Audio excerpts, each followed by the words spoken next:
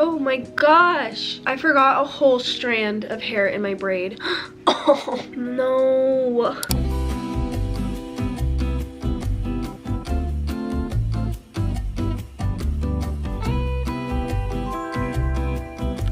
Hello, hello! Welcome back to my channel. I am so excited to be filming this video because we got new books! These are all books I bought over Black Friday, Cyber Monday. Some of these took a while to come in, which is why this video is so late. But we have lots of romance, lots of fantasy. I am so excited. Plus, this was the last order of books I'm going to do for the year, just because Christmas is coming up and I don't need any more books. I have a lot of books that I need to read before I buy any more, so let's get into it. I have my Hydro Drug with me today.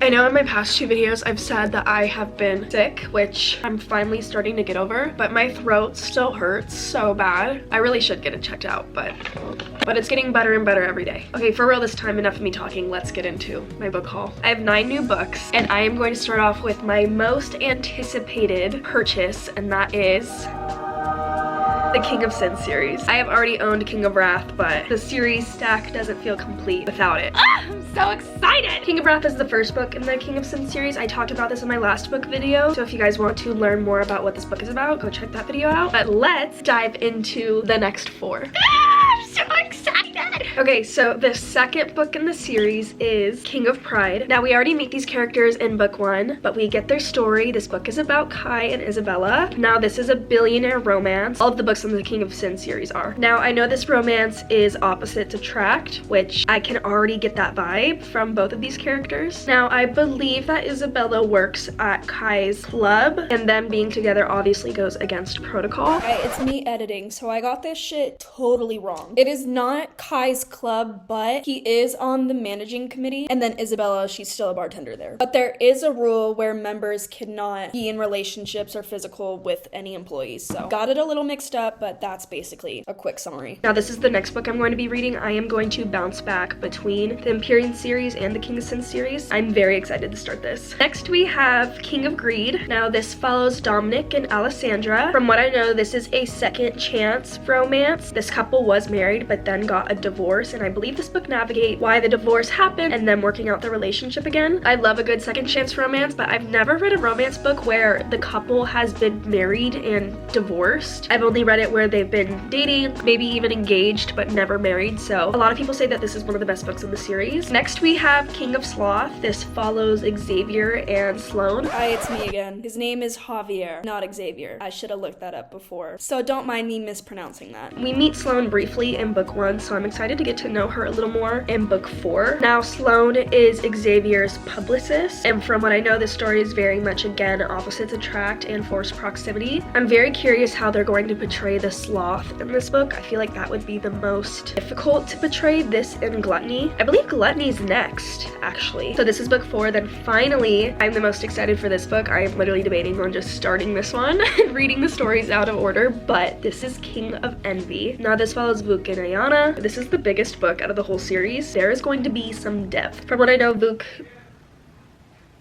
I think someone's at my door. You guys, somebody was just at my door yelling and ringing on my doorbell, and then they were like, oh, sorry, wrong house. That literally just scared the shit out of me. I'm smiling, but it ain't funny. Back to my book. So Vuk is very quiet. He keeps to himself, and his best friend is marrying the girl of his dreams. I'm very excited to read this. I've heard great things. I'm very excited for King of Gluttony and what's the next sin? Lust. Oof.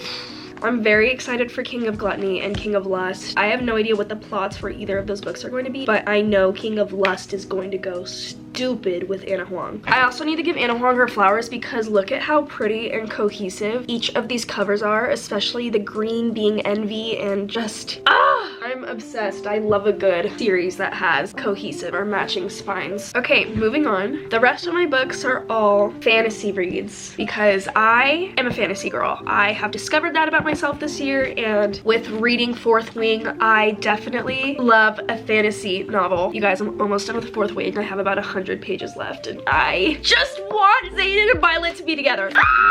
It's killing me. It's killing me. It's actually so painful. I need them to be together. Like, if they aren't together by the end of the book, I am going to lose my mind. Honey, You've got a big storm coming. Okay, but speaking of Fourth Wing, I bought Iron Flame. If you didn't know, I went into Fourth Wing blind, so I'm also going to go into Iron Flame blind. So I'm not going to give you a description because I don't want to spoil it for myself. But this is the second book in the Empyrean series. I asked the third book for Christmas. My biggest regret is I wish I got these in hardcover because Onyx Storm is still not in paperback. I found a paperback on Amazon, but it was so much more expensive than these were, which confuses me. I'm super excited. Also, you guys, the dragons, I'm obsessed. If you have not read the Empyrean series yet, get onto it. I am so mad that I've been missing out all this time. Ooh, it's so pretty. Okay, moving on. The next fantasy series I want to get into is definitely Sarah J Maas. She's got ACOTAR, Throne of Glass, Crescent City, and when I did my research, I definitely thought Crescent City would be the best pick for me, even though this book size intimidates the fuck out of me. This is huge. This is like textbook heavy. Also, let me know in the comments, please, if starting with Crescent City is going to confuse me because I've seen a lot of discourse of order you're supposed to read Sarah J Maas. You're supposed to read ACOTAR, then Throne of Glass, and then move on to Crescent City, but I'm going to be so frank with you, I don't want to get into ACOTAR yet, simply because the fandom scares me.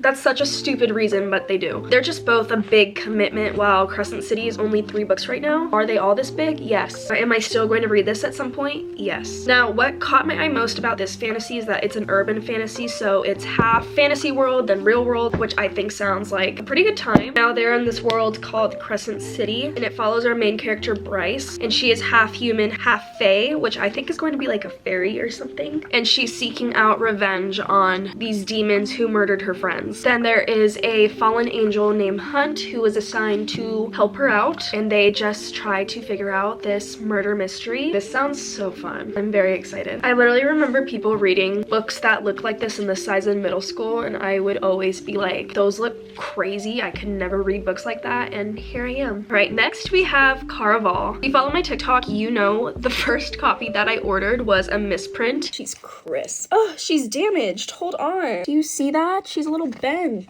Oh, you're lying. You guys, it's upside down. Is that supposed to be like that? What? Well, I gotta return this. It was crazy. It was literally half printed upside down and the other half was printed correctly. The front of the book also came damaged, so it all worked out that I returned it and got a new one. Now, in Caraval, our main character Scarlet, her father is forcing her into an arranged marriage, and once a year, this performance comes called Caraval, and it is Scarlet's dream to see this performance. She goes with this girl, Tella, and then Tella is kidnapped by the person who runs the Caraval show, and basically whoever finds Tella first is the winner of the show, and Scarlet has to go find her. I'm very intrigued with this book. This is a YA fantasy. I know this is also a series. I wanted to read Once Upon a Broken Heart, but people recommend to read Caraval before reading that series, so I'm very excited. I hope this is good. Next we have Heartless. Now, I watched one of my favorite YouTubers read this book, and it is basically kind of a retelling of Alice in Wonderland. This is all about the Queen of Hearts and how she became the Queen of Hearts. You know, the Queen of Hearts is very tempered, she's mean, she is not a kind person, and in this book you basically get to understand why she is the way she is. Now, this is a standalone fantasy. I'm excited because I love Alice in Wonderland. I actually did an Alice in Wonderland musical in 8th grade, and I was Alice, so I have a very close connection to all things Wonderland. Very excited to learn more about the Queen of Hearts. All right, now